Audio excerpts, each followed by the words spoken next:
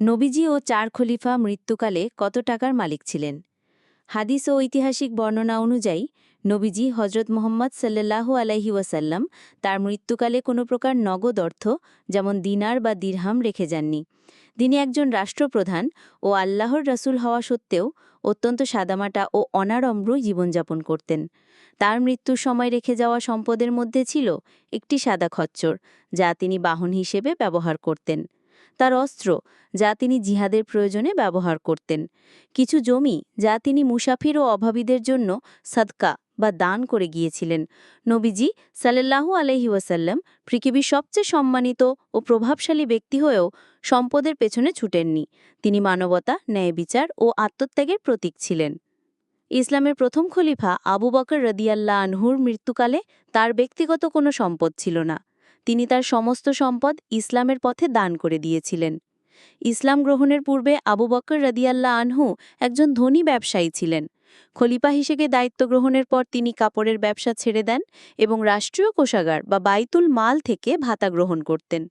বিভিন্ন বর্ণনা অনুযায়ী আবু বকর রাদিয়াল্লাহু আনহুর মৃত্যুর পর তার রেখে যাওয়া সামান্য কিছু জিনিসপত্র, যার মধ্যে একটি উট এবং কিছু পোশাক ছিল, তা পরবর্তী খলিফা ওমর রাদিয়াল্লাহু আনহু এর কাছে হস্তান্তর করা হয়।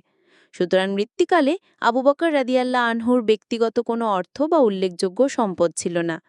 তিনি একজন নিঃস্বার্থ এবং দয়ালু ব্যক্তি হিসেবে পরিচিত ছিলেন, যিনি তার সমস্ত সম্পদ ইসলামের জন্য ব্যয় করেছিলেন। মৃত্যুকালে হজরত উমর রাদিয়াল্লাহু আনহু এর সম্পদের পরিমাণ বিভিন্ন ঐতিহাসিক বিবরণ থেকে জানা যায়। ইসলামের দ্বিতীয় খলিফা হজরত ওমর রাদিয়াল্লাহু আনহু অত্যন্ত সাধারণ ও অনাড়ম্বর জীবনযাপন করতেন এবং মৃত্যুকালে তার ব্যক্তিগত সম্পদ বলতে তেমন কিছুই ছিল না, বরং তিনি বিপুল পরিমাণ ঋণের বোঝা রেখে গিয়েছিলেন, যা তার পরিবারের পক্ষ থেকে পরিশোধ করা হয়েছিল। তাই এটা স্পষ্ট যে তিনি একজন নিঃশেষ্য শাসক ছিলেন এবং ব্যক্তিগত সম্পদের পরিবর্তে এক বিশাল ইসলামী সাম্রাজ্য ও উন্নত শাসন ব্যবস্থা রেখে গিয়েছিলেন। মৃত্যুকালে হজরত আলী রাদিয়াল্লাহু আনহুয়ের নির্দিষ্ট কোনো আর্থিক সম্পদের বিবরণ পাওয়া যায় না।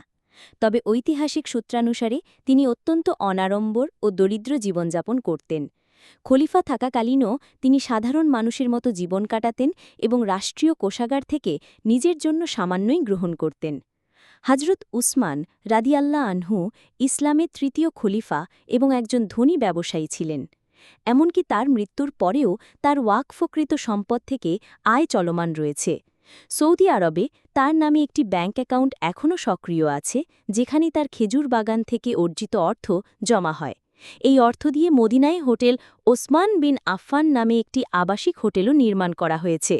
সুতরাং মৃত্যুর সময় তার ব্যক্তিগত সম্পদের সঠিক পরিমাণ জানা না গেলেও তিনি যে একজন অত্যন্ত ধনী এবং দানশীল ব্যক্তি ছিলেন, সে বিষয়ে কোনো সন্দেহ নেই।